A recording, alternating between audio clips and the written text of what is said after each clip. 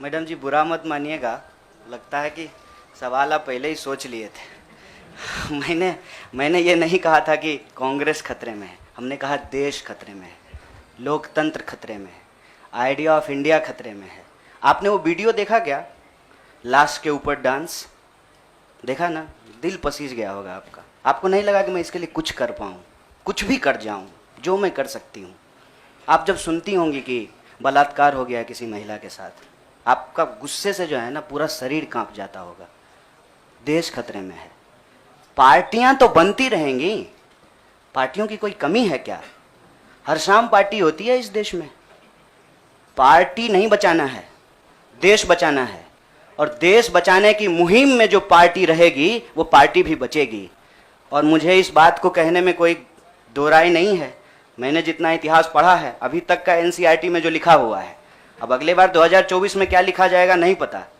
उसमें तो यही है कि देश को आज़ादी जो है वो महात्मा गांधी ने, सुभाष चंद्र बोस ने, सरदार वल्लभ भाई पटेल ने, क्या भाई हार्दिक, इन लोगों ने ही दिलाया ना। यही लोग लड़े थे। जो माफी मांगे वो वीर हो गए। आप सोचिएगा इसको।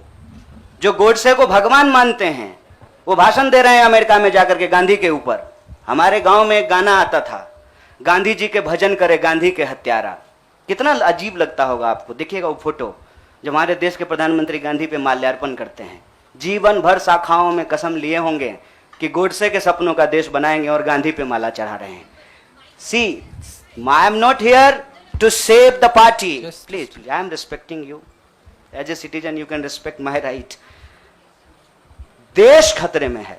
और ये सिर्फ मैं नहीं कह रहा हूं, ये मुझे लगता है आप भी सोचते होंगे। समझ रहे हैं, अंग्रेजी का वो फ्रेज है dancing on dead, dead body पे कोई नाच रहा है। उस दिन खाना तो नहीं खाया गया। आप सोच के देखिए, आप इस पे विचार करके देखिए। मेरे गांव में अगर किसी की मौत हो जाए तो पूरे गांव में खाना नहीं बनेगा। हजारों लोग मर गए। देखे 71 वर्ष की उम्र में प्रधानमंत्री के लिए सोहर गाया गया। नया बच्चा जब पैदा होता है ना तो पूर्वांचल में सोहर गाते हैं लोग। प्रधानमंत्री बूढ़े हो गए हैं, उनके लिए सोहर गाया जा रहा है। तब जब अभी तुरंत लाखों लोगों की जान चली गई, ऑक्सीजन नहीं मिल रहा था, अस्पताल में बेड नहीं मिल रहे थे। आप में से कोई भी ऐसा इंसान है जिसके कोई जानने वाले नहीं मरे हो इसमें, इस क्राइसिस में? इतना बड़ा क्राइसिस जिसके देश में हुआ हो अभी तुरंत, वो अपने जन्मदिन का जश्न मनाएगा? ये भोंडापन है। इस संस्कृति को बचाने की जरूरत है। और इस संस्कृति को बचाने के लिए मुझे लगता है कि कांग्रेस पार्टी में क्षमता मौजूद है। लोगों को यह बात पसंद हो या ना पसंद हो, हकीकत यह है कि पार्लियामेंट में सबसे बड़ी पार्टी कांग्रेस पार्टी है। इसीलिए इस पार्टी को यह जिम्मेवारी लेनी पड़ेगी और उस जिम्मेवारी को संभालने के लिए मैं यहां आया हूं। Thank you news nation. I'll come to you.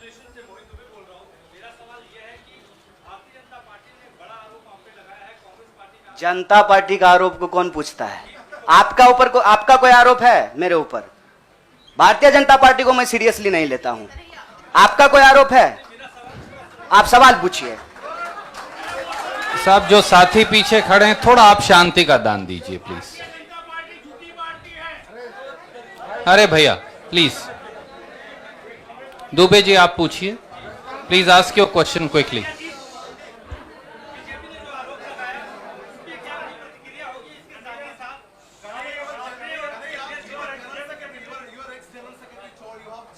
Yeah, please, you cannot interrupt. No, you have to have discipline. My humble request with folded hands.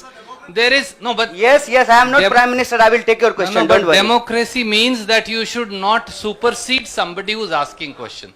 That's what democracy is. Dubey भाई, आपका सवाल है, न्यूज नेशन से हैं। अच्छा, बारी जल्दी से पूछिए ना। नहीं, और लोगों ने किया है, नाम बताएंगे।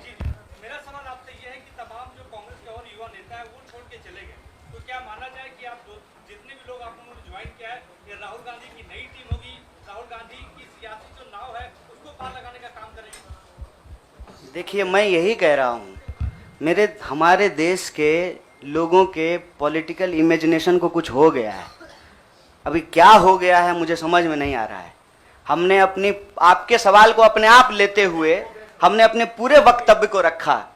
हमने कहीं भी कहा कि हम कोई टीम बना रहे हैं, बीसीसीआई थोड़ी है सर, मतलब टीम बना रहे हैं।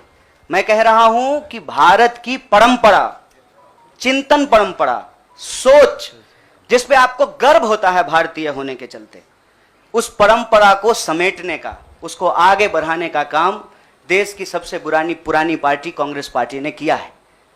उस पार्टी के पास एक ऐतिहासिक जिम्मेवारी है और इस देश का नागरिक होने के चलते, साथी जिग्नेश ने कहा, यह हमारी भी ऐतिहासिक जिम्मेवारी है कि कल को जब इतिहास लिखा जाएगा तो हमसे भी पूछा जाएगा, दुबे भाई आपसे भी पूछा जाएगा कि जब यह तमाशा हो रहा था तो हम क्या कर रहे थे। हमने वो कहानी सुनी है बचपन में, आपने भी सुना होगा। जंगल में आग लगी, एक कोयल अपने चोंच में पानी भर करके जंगल की आग बुझाने की कोशिश कर रही थी। जंगल की आग नहीं बुझी, या बुझनी होगी बुझ जाएगी। कम से कम कोयल का वह ऐतिहासिक प्रयास जो है वो इतिहास याद रखेगा। और ये जो आप कह रहे हैं ना, डूबती हुई नाव, देखिए कभी कभी ना इंसान को भ्रम होता है, जैसे टिड्डे को भ्रम होता है कि वो अपने पांव से आसमान टिका रखा है। हमको ऐसा कोई भ्रम नहीं है। मेरे अकेले से कुछ नहीं होगा। जब आप जुड़ेंगे, हम जुड़ेंगे, इस देश के संविधान में, आइडिया ऑफ इंडिया में भरोसा करने वाले लोग जो हैं, जिसको हम कहते हैं गांधी के सपनों का भारत, जिसको हम कहते हैं भगत सिंह के सपनों का भारत, जिसको हम कहते हैं डॉक्टर बाबा साहब भीमराव अंबेडकर के सपनों का भारत, जिसको हम कहते हैं बिरसा मुंडा के सपनों का भारत, सावित्रीबाई फूले के सपनों का भारत, श्री कृष्ण सिंह के सपनों का भारत, जगजीवन राम के सपनों का भारत, मौलाना अबुल कलाम आजाद के सपनों का भारत, उस भारत को बचाने की बात मैं कर रहा हूं।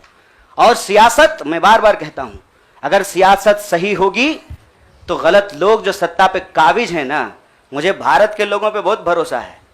अरे हैं हम लोग थोड़ा सा आलसी, लेकिन जब आ गए ना अपने पे, 200 साल अंग्रेजों ने राज किया था, जब से भारत के लोग अपने पे आ गए ना, तो 1942 में भारत छोड़ो आंदोलन का जब नारा महात्मा गांधी ने दिया था, तो अंग्रेजों को भारत छोड़ करके जाना पड़ा था।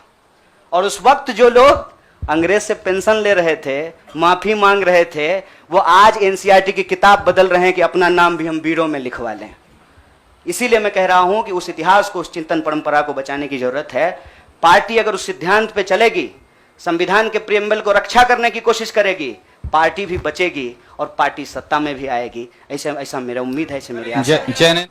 आप लोग ना लड़ाई नहीं लगवाइए हमारे दोस्त के बीच में।